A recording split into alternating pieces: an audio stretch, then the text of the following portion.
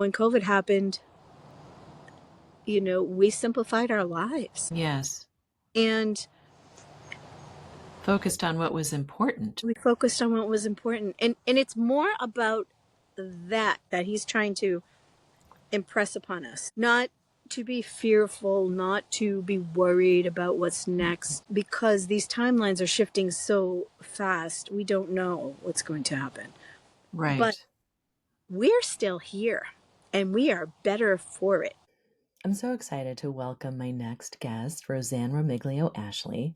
Not only is she my soul sister and best friend, we have collaborated in business, her graphic design to my copywriting, a marketing agency that we run together, Marketing with Light. We've collaborated on books. I've edited several of hers, and she remains a wonderful reader and guide for mine. And in life, we truly are best friends, and so we've helped each other do everything from organize our closets to, just navigate some of life's ups and downs. As channels and intuitives, our conversations often cover what we're witnessing play out in our own lives and in the collective, how to stay grounded. We help each other stay grounded and clear amid our current amazing times. Amazing is kind of a understatement. And these conversations are punctuated, I'm honored to say, by channels and downloads from our intuitive teams, right? Our guides, our ancestors, our angels, conversations we playfully call the Bellydancer and the Native. And so with this episode, we kick off this new segment on Wise Body, Ancient Soul, bringing these conversations to you. Today, you'll also meet a very special guest, Rosanne's wise guide grandfather, an ancestor grandfather, who graciously agreed to be interviewed and makes his podcast debut. I'm honored. So I'll let her introduce him to you. But first, a little bit about Rosanne. An award-winning graphic designer, published author, versatile artist, and spiritual channel, Rosanne's ancestral heritage melds Blackfoot, Wolastoqey, Maliseet, and Mi'kmaq descent with French, Canadian, and Italian. She bridges cultures and artistic mediums as well as the tangible and intangible with a unique ability to tap into the unseen world. You can learn more about Rosanne at fourwindsoneBreath.com. Ready to have a deeper conversation about body and soul, sacred leadership, and our collective evolution? Welcome to the Wise Body, Ancient Soul podcast with me, your host, Charisse Sisou.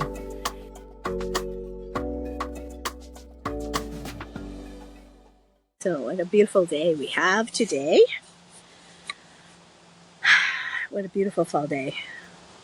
Thank you to Grandfather for calling us into the wheel together today.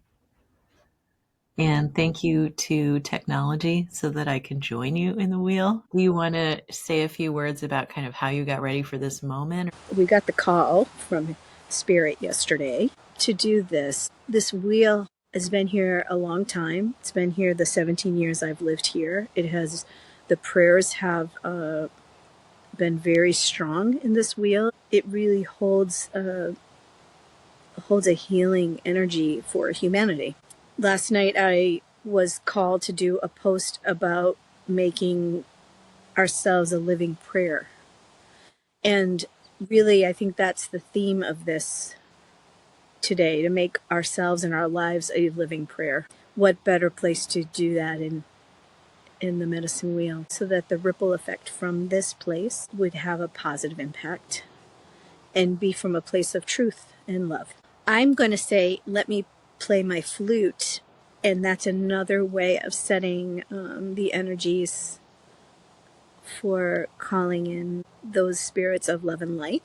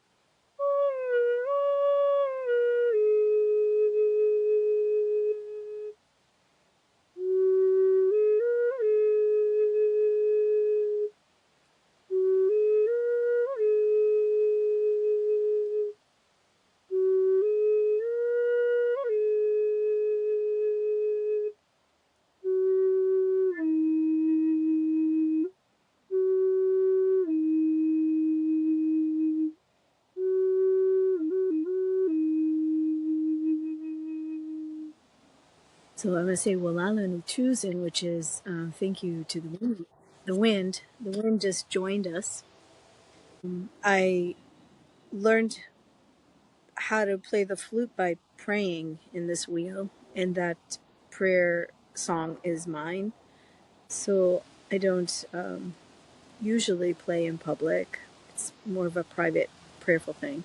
But I thought it was appropriate to do this day, right? And I want to just say that this is a cedar flute that my dear friend Jeff Evans made.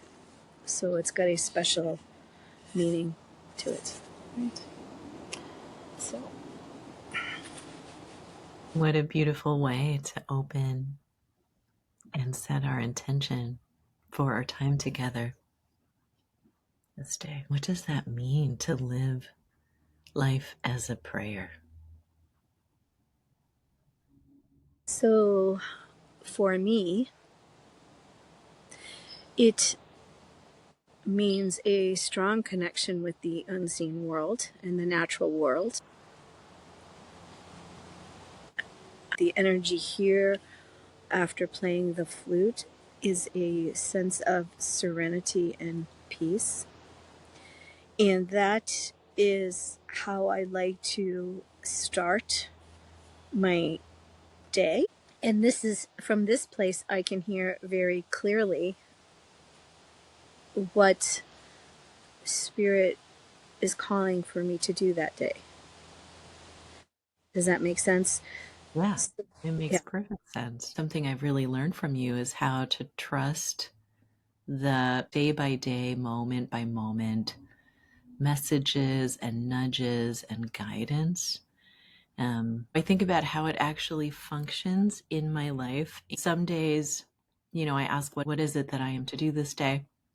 And instead of writing my book or producing my podcast, they'll say, go outside and pick black walnuts, right? That was that was one of the latest ones, was like, and the message, the lesson, right, behind that was, the word, what have you done with the gifts that I have given you? It's interesting. You and I met in a business school, like a spiritually minded business school.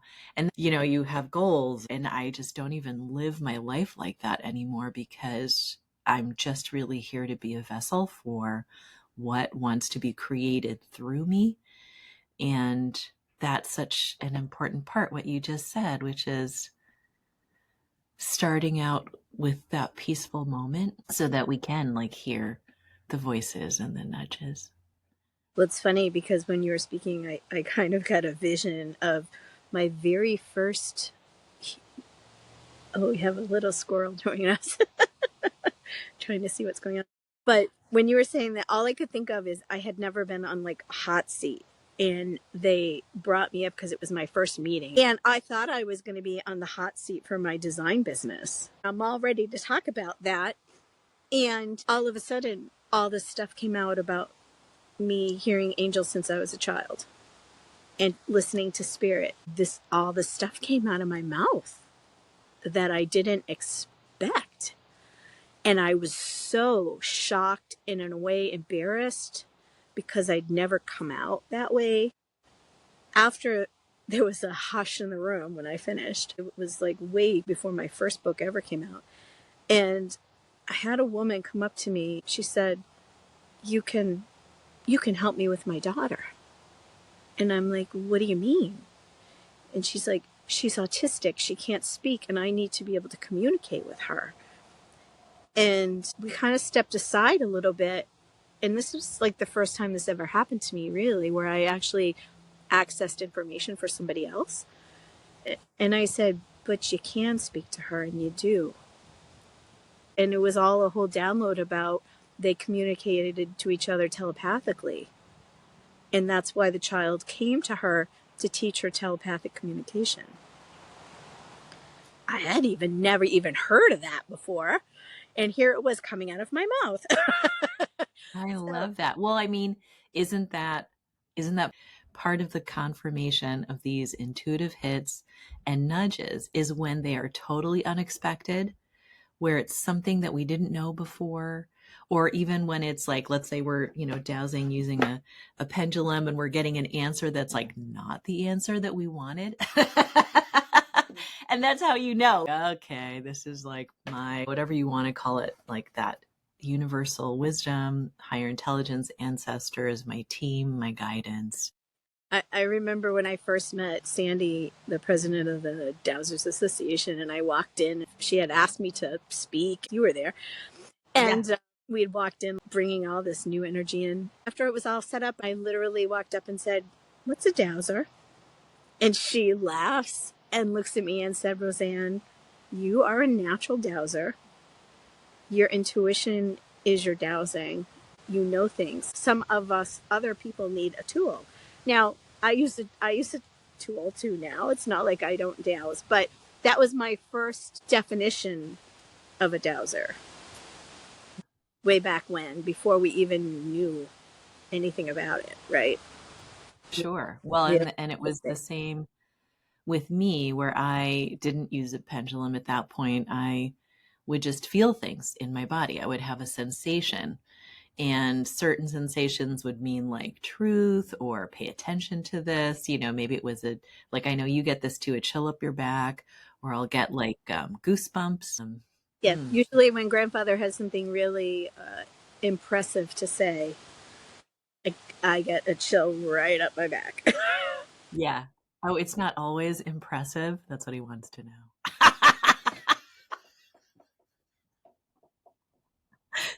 Yes. Everything he says is very impressive. Yes. Yes. So I guess I should say, who's grandfather? So grandfather is my Blackfoot grandfather. I am his 7th generation granddaughter. Before the occupation happened on the Americas, they were told that they were coming, and that if they wanted their future family members to be able to come back to our native ways, that they had to do huge prayers. He was very spiritual and connected to the unseen realms. And so he did huge prayers for me to remember our ways, because there was going to be a time in between those generations where our family members would fall away from our native traditions. And that's exactly what happened. Saying that my great great grandmother, the one who I've seen on the mountainside watching the Spaniards arrive to the island of Luzon in the Philippines, she's just seconding that, because I knew that she saw the big picture when they were coming in. But basically, she just said, like, you don't think that I too said many prayers to lay the groundwork so that one day, because she saw already that we would scatter as we have, like the Filipino diaspora is huge. So would grandfather like to join the session now? He could. Hold on. Let me get my smudge going here.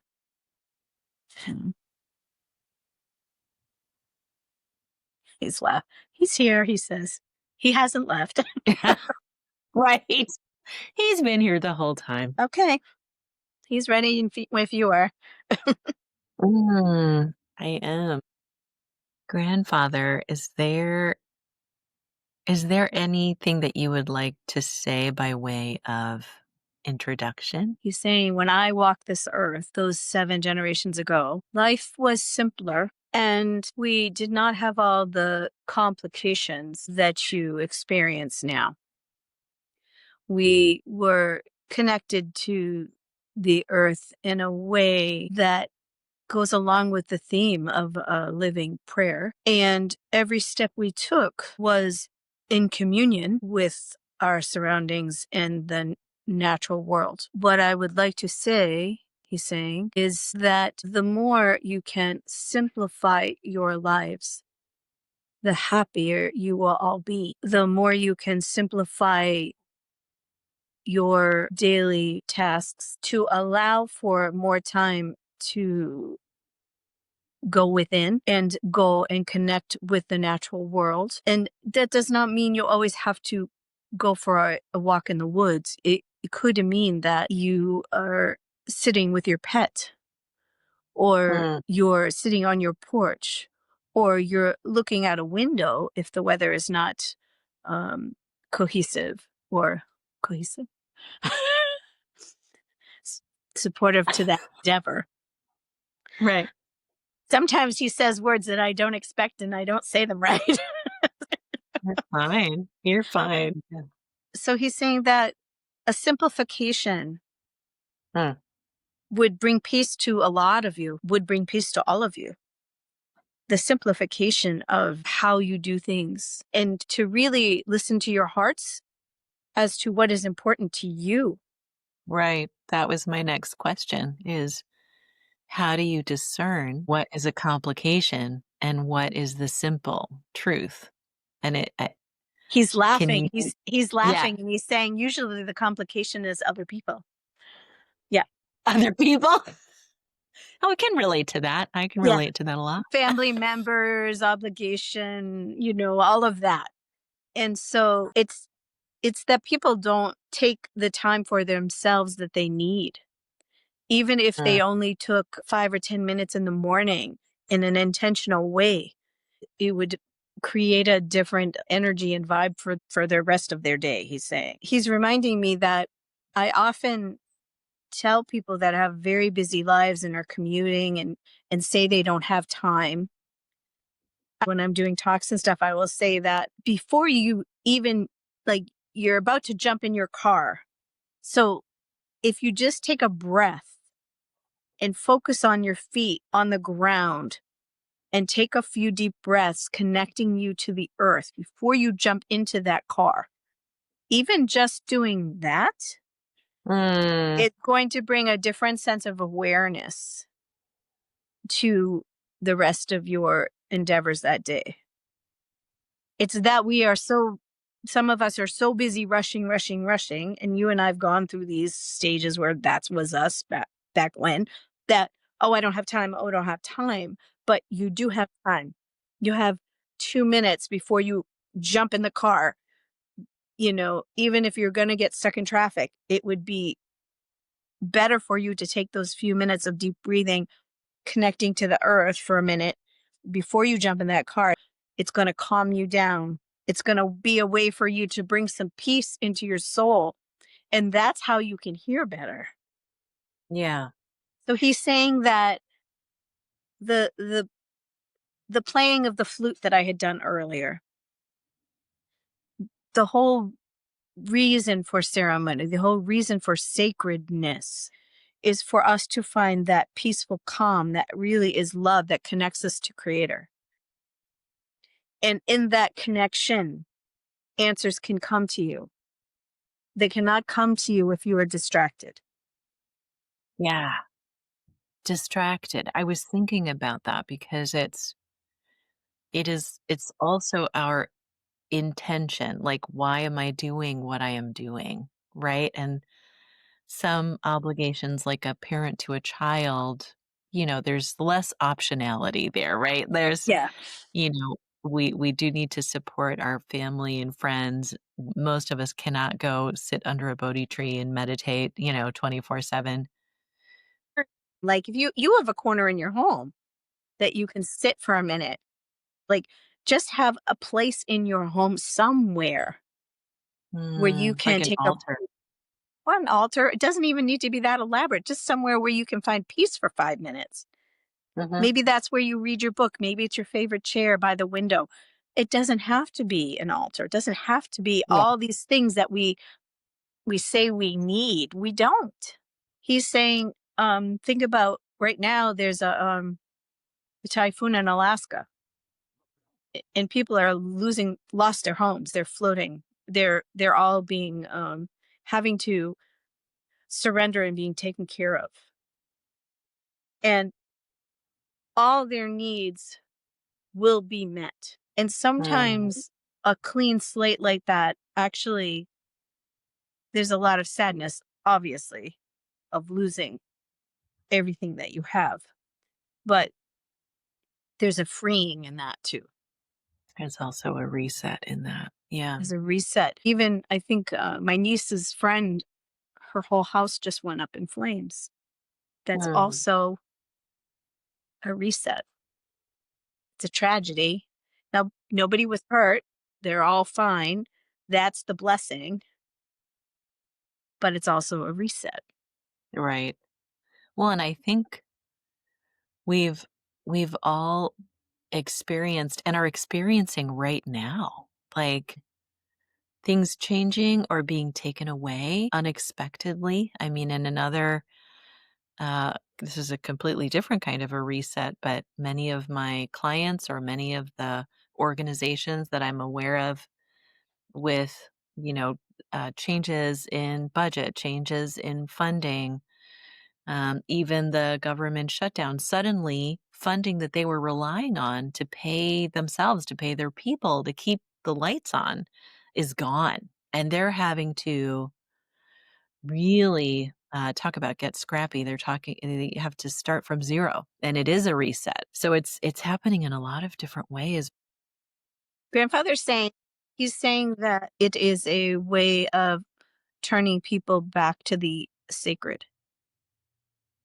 Mm, He's kind of talking in the background, but he's saying that it's a way of when people have to reevaluate their lives, their faith needs to be paid attention to. And the sacredness needs to come back into their lives. And for me, he's reminding me when I had to close my native gallery in 2008, and I had lost my entire design firm at that point with the crash, and I had a mortgage and I had a debt from the gallery and I had to close and I had no idea where the next paycheck was coming from. No yeah. clue. And if I got anxious or scared or worried, I would push away any of the opportunities that were trying to come to me energetically. Right. Right. And Wow. in the surrender of, like, I would have a huge bill due or mortgage due, or I didn't have a husband, I was divorced, I was alone, and all the fear of that, right? But if I was sitting in the fear, nothing would come. But if I Yeah. literally surrendered to spirit and said, okay, am I about to be bankrupt? Am I about to lose my house? Okay, I Yeah. will, whatever. And the minute I surrendered, that Yeah. didn't happen. The minute I surrendered, I'd sell a painting, I'd sell a sculpture, somebody would call me out of the blue for something. And this didn't just happen once. This happened for 2 years. Mhm. And I never missed a payment and I never was late with a payment, which is Mm, in and of itself a miracle. extraordinary. I did lose my house during that reset, like that. My marriage was ending, and so I was. It really cleared the slate in a lot of ways. I think it's Yeah, not an accident that we're remembering that time period right now in this moment because it feels like a very similar moment, and it feels like we're on that precipice, right? We're on that precipice again of a clearing. of a something. Yeah, of a change. Gra- Grandfather said a change. There's going to be a change, a shift in how we all live our lives. yeah, But it's about perspective and correct. simplification. In the same way that, when COVID happened, we simplified our lives Yes, and focused on what was important. we focused on what was important. And it's more about that he's trying to impress upon us. Yeah, Not to be fearful, not to be worried about what's next, because these timelines are shifting so fast. We don't know what's going to happen. right. But we're still here and we are better for it years Mm. later. Mhm, Look at the mhm. spiritual growth. He's also saying it's about taking responsibility and becoming spiritually mature. Mhm. That Mhm. it's no longer going to serve. He's saying it's no longer going to serve anyone to want somebody else to take care of them, other than the children that need that. He's saying that even our older children, who in his time would already be adults and having families, he's saying that even though it's about becoming spiritually mature, no matter what age you are right now. You could be 80 Mhm. years old, he's saying, and not be spiritually mature. That is going to be the gift that you can give yourself from this moment forward. Yeah, I would love to ask grandfather, what does it mean to be spiritually mature in his words? He's saying taking responsibility for yourself and your Mhm. circumstances and your situation, and seeing how you have contributed to the creation of that, and you have created that, right? Wow. And he's saying should no longer be in your vocabulary. I love that. I love that. Yeah, should is just not a helpful word. It's just not a No. helpful word. He's saying it's about learning to having that maternity is about learning to speak your Mm, truth, mm, walk with integrity in all that you do, right. and know that there's no separation. So he's reminding me years ago, during before before I went out west, he's saying that at that time when I lost the client that was my bread and butter, right? Yeah. That the excuse I was given, that it wasn't personal, that it was only business.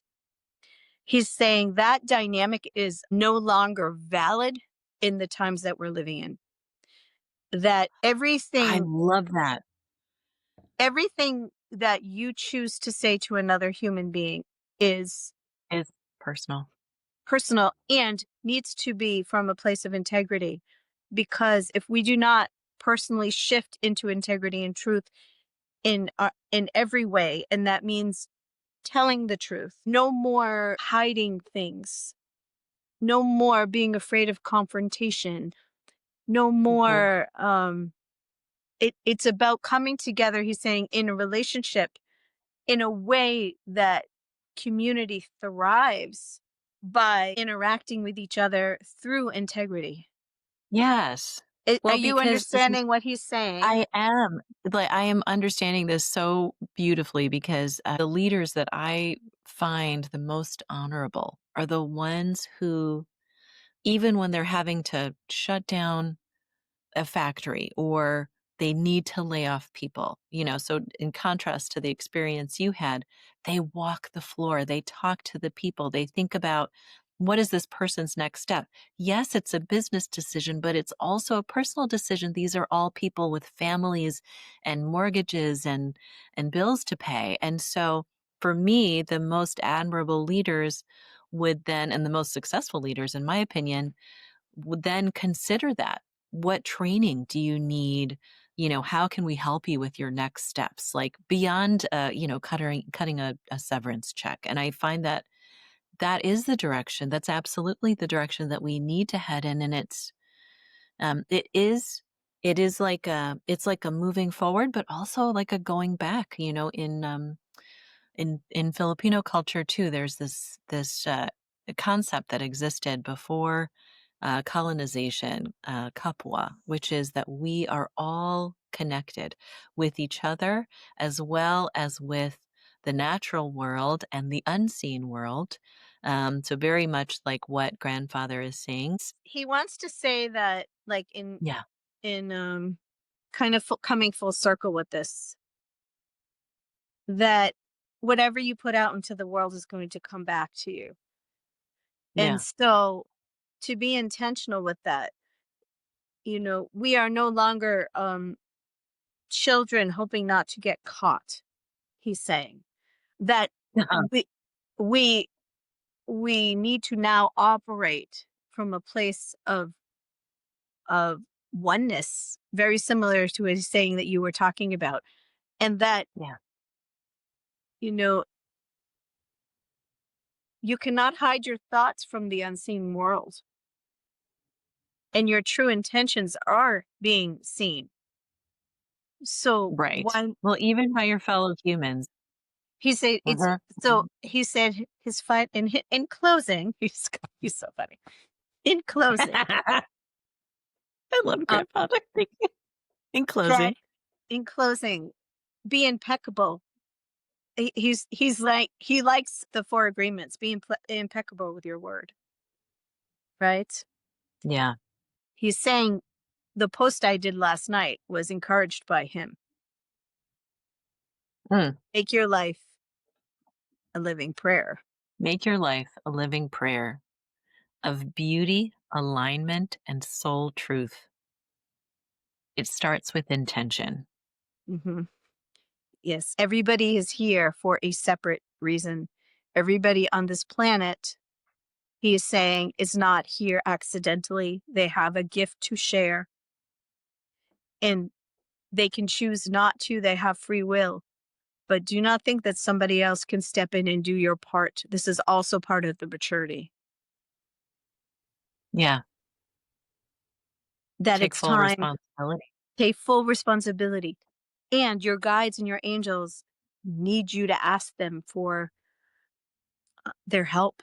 It's a free will choice. They cannot just come and descend upon you and give you the answers without you asking first. You live in a free will world, free will zone, and they are there. None of you are alone. They are there. So if you take the time in the morning, if you take the time to find that sacred space for you, for yourself, even it's only a few minutes, the more time you invest in creating that spiritual connection, the more answers you will be able to hear and receive to help you in the walk of your lives, is what he's saying. Mm. Oh, that's Oh, beautiful. mm-hmm. So I'm going to say, Om Signo Gama Hom Metakoyasi Itsukwa. And that's basically all my relations in almost all my languages. Yeah. Thank you. Thanks for joining me on Wise Body, Ancient Soul. I hope it reminds you how magical and powerful you truly are. Kindly subscribe, rate, and review this podcast so more juicy light bringers like you can hear these transmissions. And if you're looking to connect more deeply with your body and soul's wisdom, visit CharisseSisou.com to learn how else we can play together. Here's to your joy and wild success. From my heart to yours, I love you. Take what you need and pass it on.